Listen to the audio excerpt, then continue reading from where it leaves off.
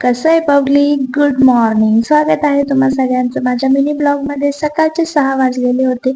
आज मी खरंच लवकर उठले. यांना मी म्हटलं, तुम्ही तिच्याजवळ झोपा, तोपर्यंत मी पटपट करून घेते. आता ही भाजी आम्ही रात्री खुडली होती, पण पिऊनी पूर्ण खाली पाडली होती. त्यामुळे ती सगळी अशी म्हणजे एका लाईनीत नव्हती राहिली, पण मी कशीबशी कापली ती व्यवस्थित. आणि इकडं लगेच मी मिरच्या, लसूण अशा भाजायला घेतला. त्यात थोडंसं तेल टाकून मग मी ते भाजलं. कारण ते पटकन मग असं माझ्याकडून कुटल्या जाईल. मी एका साईडला कणिक पण मळून घेतलेलं होतं. ते तोपर्यंत मुरतंय तोपर्यंत माझी भाजीची पण तयारी होऊन जाईल म्हटलं. आणि भाजी मिरची कुटल्याच्या नंतर मी ती मिरची पण कुटून घेतली. आणि एका साईडला अशी मी रात्रीच डाळ भिजायला टाकलेली होती, कारण ती मग लवकर शिजते.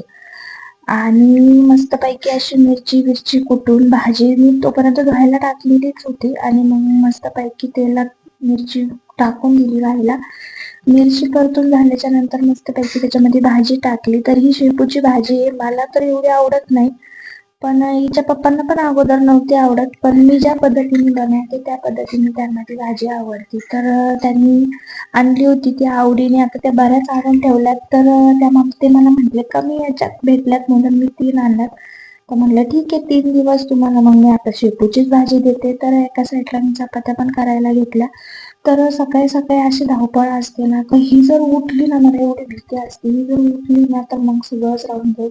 म्हणून मी असं पटपट पटपट करायला घेतलं. भाजी पण एका साईडला माझी बनवायचं काम चालू होतं आणि एका साईडला चपात्या पण करायचं काम चालू होतं, जेणेकरून ते पटकन उरकून जाईल. कारण ही उठली ना तर मला माहिती काय होईल ते.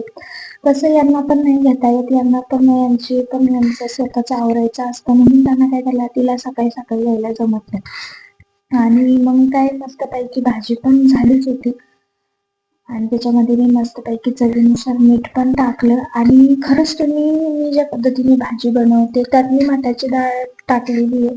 खरंच खूप टेस्टी भाजी होते अशी. आता मला नव्हती आवडत, पिऊ जेव्हापासून माझ्या पोटात होती तेव्हापासून मी थोडी थोडीशी खायला लागले. आणि ज्याची भीती होती तेच झालं. आमच्या मॅडम तर उठल्याच लगेच.